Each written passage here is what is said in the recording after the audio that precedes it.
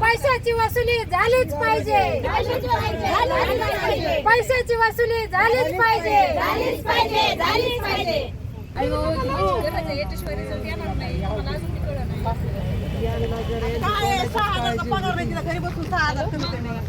भाडे कसा ठेवते आपल्याला ते जमतंय. 12,000 रुपये घातणार सगळे पाठी मागून चला तुम्हाला न्याय नकोय का? चला पटकन. संगीता देवी हाय हाय. संगीता देवी हाय हाय. आता म्हणा ना, चला ना या इकडं. संगीता देवी हाय हाय. संगीता देवी हाय हाय. सराव जिल्हा परिषदच्या दारी भ्रष्टाचारी घरी. सराव जिल्हा परिषदच्या दारी यांचं निलंबन झालंच पाहिजे. यांचं निलंबन झालंच पाहिजे. आम्हाला न्याय मिळालाच पाहिजे. संगीता देवी हाय हाय. लाडका भाऊ हाय हाय. लाडका भाऊ हाय हाय. झालंच पाहिजे. खाली बसलेली विद्यार्थी काढले सगळे घ्या. खाली बसलेले सुरताई या ना तुम्ही. खाली बसलेले त्या सगळे घ्या. सुपर्णा खेडकर हाय हाय.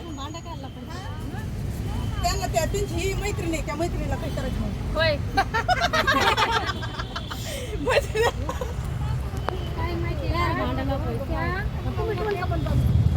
तुम्ही नंतर सांगा तुमचं क्लिअरिफिकेशन नंतर.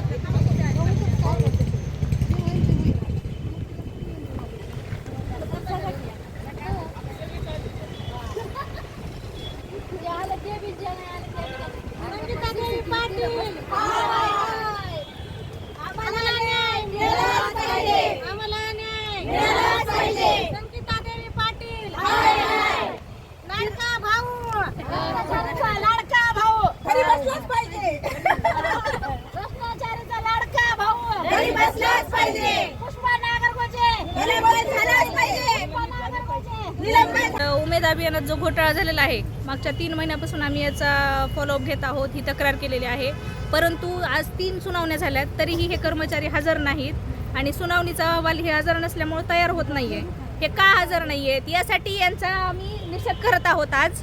आणि वरिष्ठ कर्मचाऱ्यांचा यांच्यावर काही वचप नाहीये का, हे हजर का होत नाहीयेत असे प्रश्न आहेत, म्हणून आम्ही हा निषेध करत आहोत. आम्हाला न्याय मिळालाच पाहिजे आणि हे जे कर्मचारी आहेत भ्रष्टाचारी हे सगळे घरी बसलेच पाहिजेत. नेमका कोणी भ्रष्टाचार केला? इथं 4 जणांची नावे आहेत, त्यांचे पद काय आहेत आणि काय काय त्यांनी केले, काय सांगाल? भ्रष्टाचार केलेला आहे ज्या तालुक्याच्या अभियान व्यवस्थापक आहेत सुप्रभा खेडकर, त्यानंतर त्यांचे CC आहेत पुष्पा नागरगोजे, त्यानंतर अमोल गर्जे आणि यांना वाचवण्यासाठी म्हणा किंवा त्यांना स्वतःला वाचवण्यासाठी म्हणा इनडायरेक्टली ज्या PD मॅडम आहेत ह्या कार्यालयात हजर न राहून आणि 3 महिने यांनी याच्यावर काहीही कारवाई न केल्यामुळे आम्ही आज त्यांचा पण निषेध करत आहोत. काय मागणी आणि पुढचं पाऊल काय असणार आहे?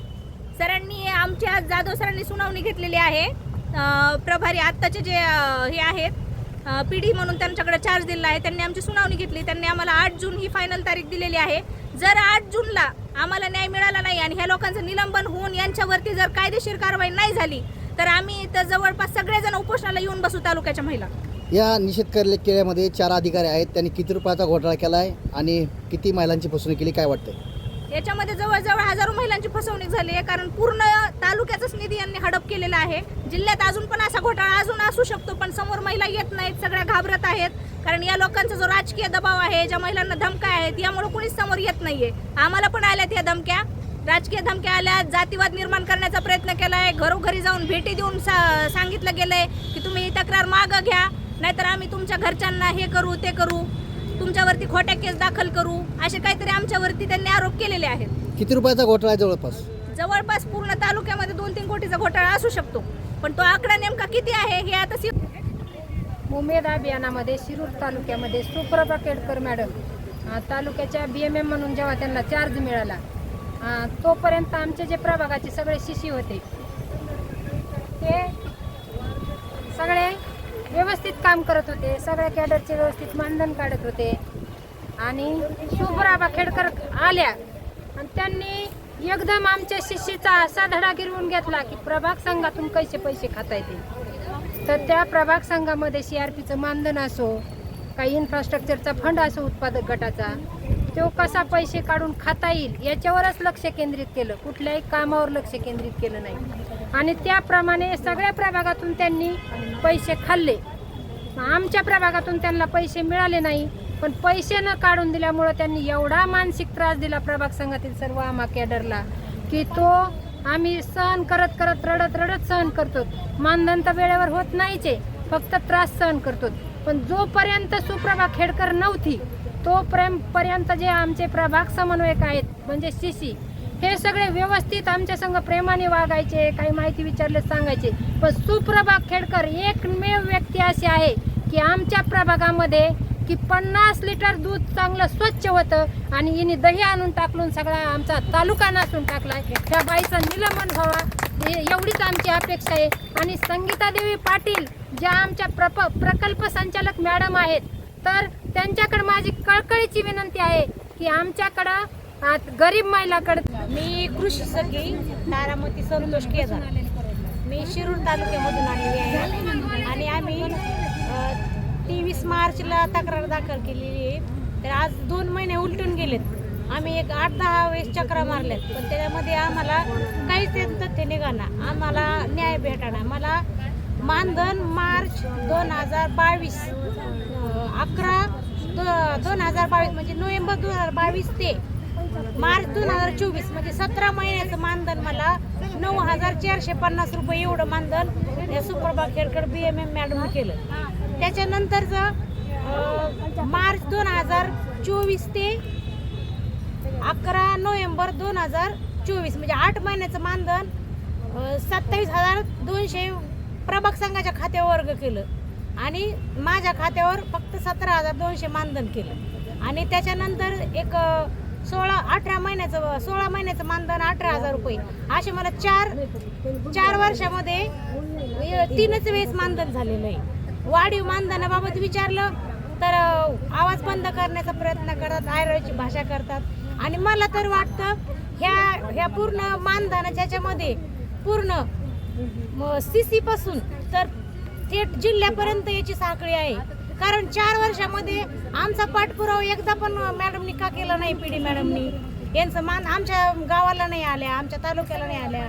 त्यांच्या लक्षात कसं नाही आलं का यांचं मानधन होतंय का नाही होतंय.